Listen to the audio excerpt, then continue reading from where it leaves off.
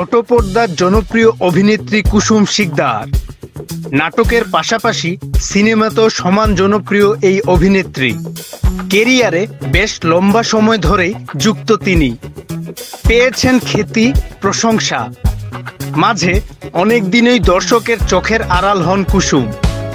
অভিনেত্রীর পাশাপাশি নির্মাতা দর্শকদের সামনে চলতি বছর শরতের জবা ছবি দিয়ে যাত্রা শুরু করেছেন।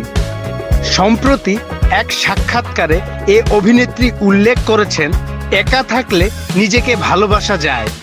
কুসুমের কথায়, আমাদের যে পেশা তাতে সবসময় খুব মানুষের মধ্যে থাকতে হয়।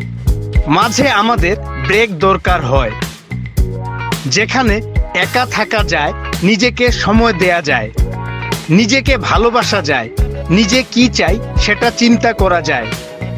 এরপর বলেন, আমার মনে হয় যে একা থাকলে কাজ অনেক বেশি মনোযোগ দেয়া যায়, ভাবা যায় এবং সৃজনশীল কাজের জন্য একা থাকাটা অত্যন্ত জরুরি।